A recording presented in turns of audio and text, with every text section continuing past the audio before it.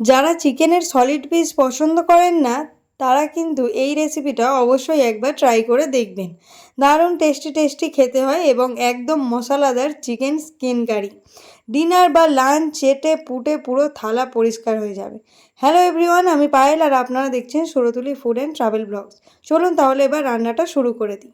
আমি এখানে 2 কেজি মতো স্কিন নিয়েছি, যেগুলো আমি কেটে ধুয়ে ভালোভাবে পরিষ্কার করে নিয়েছি। এবার আমি গ্যাসে একটা কড়াই বসিয়ে বেশ কিছুটা সাদা তেল, তার সঙ্গে 3টি তেজপাতা, কয়েকটা শুকনো লঙ্কা, এলাচ, 5 ফোড়ন আর গরম মশলা দিয়ে ভালোভাবে নেড়ে নিয়েছি।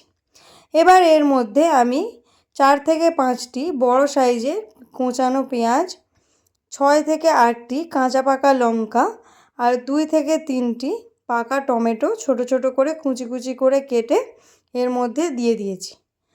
আমি একদম অল্প পরিমাণ তেল এখানে ব্যবহার করব, বা আপনারা যতটা পারবেন একদম কম তেলেই রান্নাটা করার চেষ্টা করবেন, কারণ পরে স্কিন থেকে প্রচুর পরিমাণ তেল এখানে বের হবে। চলুন, টমেটো আর পেঁয়াজটা আমাদের ভালোভাবে গলে গেছে, তো আমি এখানে বেশ কিছুটা রসুন বাটা দিয়ে দিলাম। রসুন বাটা দেওয়ার পর আমি ভালোভাবে আরও বেশ কিছুক্ষণ নাড়াচাড়া করে নেব, যতক্ষণ না রসুনের কাঁচা গন্ধটা যাচ্ছে। দেখুন মোটামুটি তেল বেরিয়ে এসেছে। আমি এবার এর মধ্যে বেশ কিছুটা দিয়ে দেব আদা বাটা। আদা বাটাটা আমি একটু পরেই দিচ্ছি, কারণ রসুনের সঙ্গে দিলে আদার ফ্লেভারটা নষ্ট হয়ে যাবে। একই পরিমাণ আদা রসুনের পেস্ট আমি ব্যবহার করেছি। চলুন আবারও ভালোভাবে কষিয়ে নিই। আদা রসুনের কাঁচা গন্ধটা চলে গেলে এবারে আমি এর মধ্যে কয়েকটা গুঁড়ো মশলা অ্যাড করব।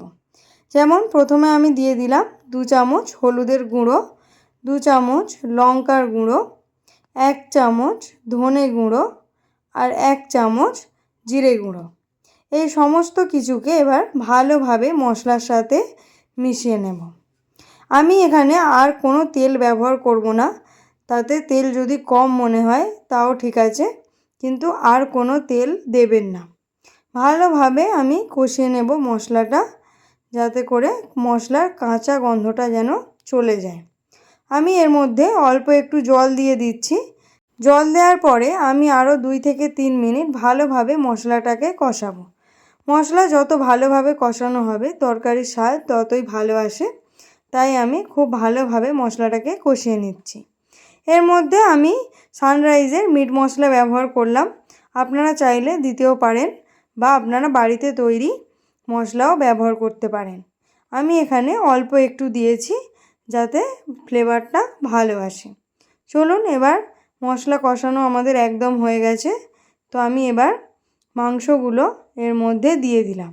তো আমাদের এখানে মুরগির ছালের সাথে শুধুমাত্র ছাল না দিয়ে অনেক কিছুই থাকে, যেমন পা এবং ডানাও থাকে।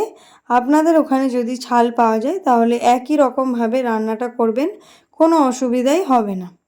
আমি এবার পরিমাণ মতো লবণটা দিয়ে দিলাম, দিয়ে ভালোভাবে এবারে মশলার সাথে কষিয়ে নেব। চিকেন স্কিন খুব পাতলা হয়, মাত্র 15 থেকে 20 মিনিটের মধ্যেই নাড়াচাড়া করতে করতেই রান্নাটা কমপ্লিট হয়ে যাবে। তাই আমি এখানে ভালোভাবে মশলাটার সঙ্গে এবারে কষিয়ে নেব।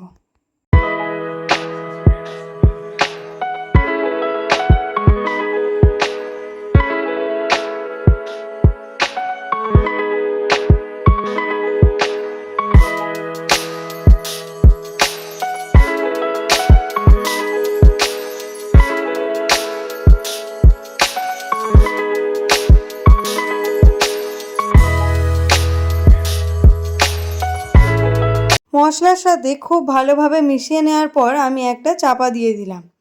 প্রায় মিনিট 10 পরে আমি চাপাটা খুলে দিলাম এবং দেখতেই পাচ্ছেন আপনারা কতটা তেল কিন্তু ছেড়েছে। মুরগির ছালে প্রচুর পরিমাণে ফ্যাট জমে থাকে, তাই আলাদা করে একদমই তেল দেয়া ঠিক নয়, এবং আপনারা যদি মনে করেন পরেও এই তেল কাটিয়ে রেখে দিতে পারেন। এই তেলটা না খেলেই স্বাস্থ্যের পক্ষে ভালো হয়। চলুন আমি আবারও ভালোভাবে কষিয়ে নিই। আরও মিনিট 10 মতো কষাতে হবে। ভালোভাবে কষাতে কষাতে দেখবেন আরও কিছুটা জল এবং তেল দুটোই একসঙ্গে ছেড়েছে, তাই এক্সট্রা করে আপনাদের জল দেওয়ারও কোনো প্রয়োজন নেই। এই জলেই মাংসটা খুব ভালোভাবে সেদ্ধ হয়ে যায়। আমি এখানে কিছুটা তুলে রেখেছিলাম টেস্ট করার জন্য মাংসটা সেদ্ধ হয়েছে কিনা। তো আমার এখানে খুব ভালোভাবে মাংসগুলো এবং হাড়গুলো খুব সুন্দরভাবে সেদ্ধ হয়ে গিয়েছে। আমি এবার এটাকে নামিয়ে নেব। আমি এর মধ্যে এবার অল্প একটু গরম মশলা ছড়িয়ে দিলাম আর অল্প একটু ধনেপাতা কুচি ছড়িয়ে নামিয়ে নিলাম। দেখুন কত সুন্দর কালার হয়েছে এবং তেলে পুরো ভর্তি হয়ে গিয়েছে। আমি কিছুটা তেল তুলে ফেলে দিয়েছিলাম, আপনারাও তাই করতে পারেন। একটু তেল বেশি হলেও এটা কিন্তু খেতে অসাধারণ টেস্টি হয় এবং দারুণ সুস্বাদুও খেতে হয়। মুড়ির সঙ্গে বিশেষত অসাধারণ টেস্ট হয়। চলুন আজকের মতো এই পর্যন্ত, দেখা হচ্ছে পরের একটি ভিডিওতে। টাটা।